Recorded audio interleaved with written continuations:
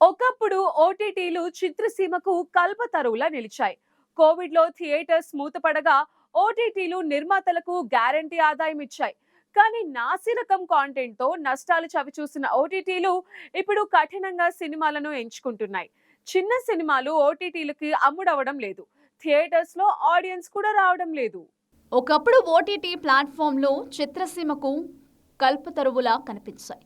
Cinema తీస్తే చాలు OTT సంస్థలు ఫ్యాన్సీ రేట్లతో ఆకర్షించి హిట్ లేదా ఫ్లాప్ అనే తేడా లేకుండా భారీ మొత్తాలను గ్యారంటీగా అందించేవి. కోవిడ్ సమయంలో థియేటర్లు మూతపడినప్పుడు ఓటీటీలే నిర్మాతలకు పెద్ద దిక్కుగా నిలిచాయి. అయితే క్రమంగా ఈ వాతావరణంలో మార్పు వచ్చింది. ఓటీటీలు కబంధ హస్తాల్లా మారి చిత్రసీమను కబళించడం మొదలైంది. ముఖ్యంగా చిన్న సినిమాలపై ఎఫెక్ట్ ఎక్కువగా పడింది. ఓటీటీలు కొంటాయనే నమ్మకంతో నిర్మాతలు ఎడాపెడా సినిమాలు తీసేశారు. కొంతవరకు ఈ సినిమాలను ఓటీటీలకు సేల్ చేయగలిగారు.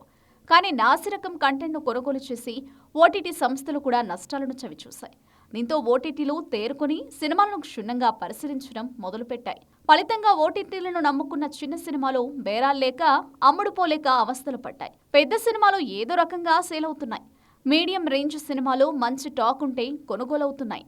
కానీ చిన్న సినిమాలు మాత్రం మధ్యలో నలిగిపోతున్నాయి. ఓటీటీలో చిన్న సినిమాలను కొనడం లేదు. థియేటర్లలో ప్రేక్షకులు చూడటం లేదు.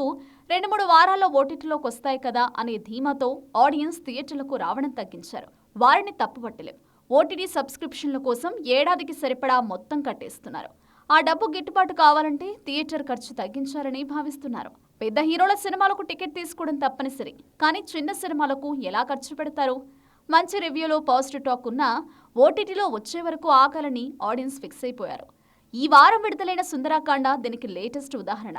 ఈ సినిమాకు మంచి టాక్ వచ్చింది.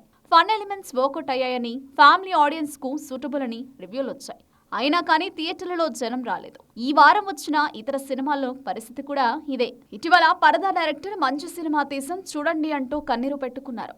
బార్బరిక్ డైరెక్టర్ మంచి సినిమా తీసినా జనం ఎందుకు రావడం లేదు అంటూ ఆవేదన వ్యక్తం చేశారు. ఆయన తనను తాను చెప్పుతో కొట్టుకున్న వీడియో సోషల్ మీడియాలో వైరల్ అవుతుంది. చిన్న సినిమాలను ఆడియన్స్ చూడకూడదని ఫిక్స్ అయిపోయారా? వారిని థియేటర్లకు రప్పించడం అసాధ్యమా అనే ప్రశ్నకు సమాధానాలున్నాయి. ఈ రోజులో పబ్లిసిటీ కీలకం. రొటీన్ ప్రెస్ మీట్లు, ఇంటర్వ్యూలతో సరిపోదు. సినిమాలో జనాల్లోకి తీసుకెళ్లే వెరైటీ పబ్లిసిటీ అవసరం. సోషల్ మీడియాలో కాకుండా జనం నోళ్లలో సినిమా నానాలి. అలాంటి ప్రచారం చేయగలిగితే సినిమా రిలీజ్ గురించి ఆడియన్స్ కు చేరుతుంది. అయితే ఎంత పబ్లిసిటీ చేసినా సినిమాలో కంటెంట్ లేకపోతే ఫలితం సున్నా. ఆడియన్స్ ను ఆకర్షించే కథ, కంటెంట్ ఉండాలి. నిర్మాతలు, దర్శకులు ముందు దీనిపై దృష్టి పెట్టాలి. ఆ తర్వాత థియేటర్లకు ఆడియన్స్ ను రప్పించే మార్గాలు వెతకాలి. ఈ రెండింటిలో ఏది తప్పినా విఫలమవ్వడం ఖాయం.